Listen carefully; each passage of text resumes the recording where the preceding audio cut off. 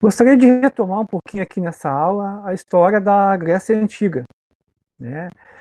Principalmente a periodização, né? Quantos os períodos da história da Grécia Antiga. Vimos, então, que a Grécia Antiga é dividida em 5 períodos, que são eles o período pré-homérico, né?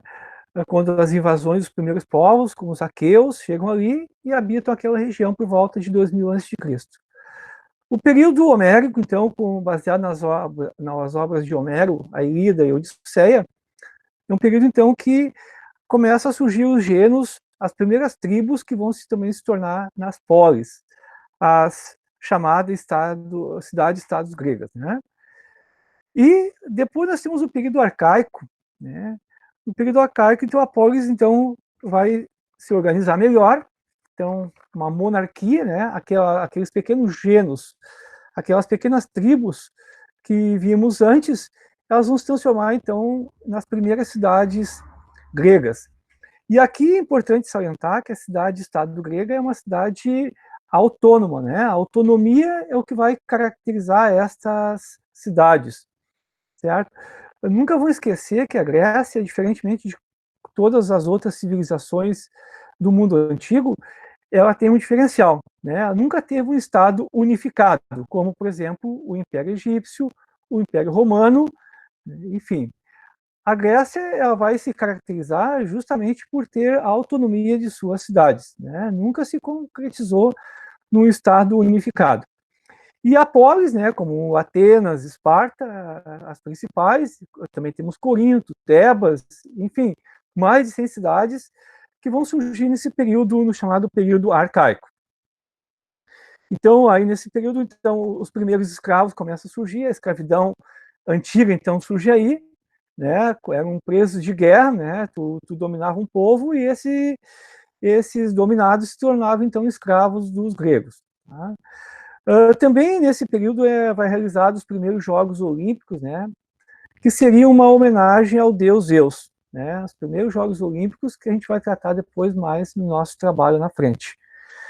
Bom, aqui é bom salientar também que nós temos uma oligarquia, né? As oligarquias, o que é? É a classe dominante dentro de uma cidade.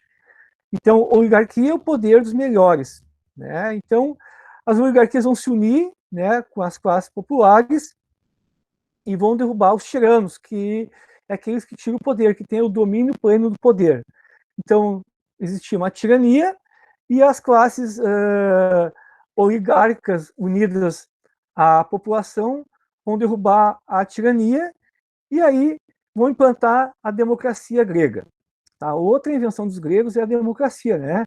O poder da maioria, o poder, né, dos melhores, enfim. Né? Então, e aí, só que essa democracia grega, quando ela surge, apesar de o nome dizer poder do povo, na verdade não é executada pelo povo, né? Esse primeiro esboço de democracia grega, ela pode dizer que todos eram cidadãos, menos quem? Os escravos, né? As mulheres, os estrangeiros, certo? E os menores de 18 anos, então, não eram cidadãos. Ou seja, o que sobrava? Apenas 10% da população. Né? E esses eram os melhores, esses que eram de fato cidadãos. Né? E aí a polis que vai liderar isso é a Atenas, a cidade de Atenas, que é caracterizada então pela democracia, pela discussão política, né? Pela formação de uma assembleia que discutia os problemas então da sua cidade. Em contraponto à polis, a Atenas, perdão, nós temos a cidade de Esparta. Esparta já vai ser um pouquinho diferente, ela vai ser, na verdade, uma oligarquia que vai ser como militar, né, com fins militares, com treinamentos militares, né, treinava os meninos desde os 7 anos a ficarem presos lá e poderem ser bons soldados para poder lutar na guerra lá, então. Né. Então, o espartano ele é um sujeito lacônico, né? Ele não é de muita conversa, ele é introvertido, então, uma pessoa fechada que está voltado unicamente para a guerra, para a luta, né? Enfim. e era uma vida rigorosa. Vocês viram no filme ano passado, né, como é que é rigorosa, aquela primeira cena do filme 300, né, onde o soldado, naquele pleno inverno grego lá, o cara está praticamente sem roupa para encarar um lobo com sua lança, né? Então a gente percebe muito bem essa vida rigorosa e essa disciplina rigorosa, então, dos espartanos, certo? Depois disso, do período arcaico, nós vamos entrar no período clássico da história grega, né? Então, os gregos começam a esboçar uma dominação, uma expansão militar, né? Começam a organizar seus exércitos, certo? Então, também, além da força militar, vai esboçar também uma fase bastante criativa nas artes, na literatura, no teatro, né? Então, um período bastante rico na história dos gregos, então. Bom, mas apesar de haver essa tentativa imperialista de dominar outras nações, outros povos, havia muitas lutas internas entre essas cidades, né? Certo? Então, uma queria tomar o poder da outra, uma queria mandar no campinho, né? Quem é que vai mandar na Grécia agora? É Atenas, é Esparta, é Corinto, até... Então havia uma certa disputa, né? Mediante essas lutas internas entre essas cidades e estados, certo? E aí vai causar a perda de autonomia em função disso, né? Uma cidade tentando dominar a outra perde a autonomia, então. Bom, e nesse período, então, dessa expansão imperialista, é que nós vamos ter duas guerras importantes, né, que duraram bastante tempo. A primeira delas é as chamadas guerras médicas, né? Médicas porque vem do povo contra os medos, que eram os persas. Então, os persas eram chamados pelos gregos de medos, né? Povos que vêm lá do Oriente. Tá? Enfim, então aí o povo grego vai se unir, né? Todas as cidades e estados gregos vão se unir para poder combater o inimigo e derrotar o seu inimigo, que é o Xerxes, né? Que é o grande comandante dos persas. Isso também apareceu no filme lá, tanto no 301 como no 302. Né? Então, aí nós vemos uma tentativa de união, de unidade dessas cidades e estados para derrotar o seu inimigo. Né? E durante essa guerra, essa luta contra os persas, quem vai assumir a liderança dos gregos é a cidade de Atenas, certo? Então, Atenas acaba sendo uma cidade bastante hegemônica, né? Vai dominar e vai ser a mais poderosa cidade nesse período da luta contra os persas, né? Que são derrotados. Bom, segue-se aí um outro tipo de guerra, né? A guerra do Peloponeso. As guerras, na verdade, são guerras, não é mais que uma, né? É mais que uma guerra. Então, a guerra do Peloponeso, ou as guerras do Peloponeso, é liderado por uma liga, né? Certo? A chamada Liga do Peloponeso, que era liderada por Esparta. Então, durante 27 anos, houve essa disputa pela Grécia, certo? Onde Esparta sai vencedora, né? Nessa disputa pelas cidades, né? Pela região chamada Grécia, que era uma península, né?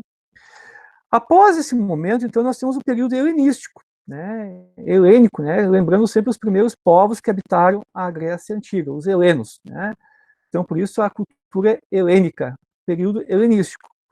Esse período, então, ele foi bastante caracterizado pela produção artística, cultural, né?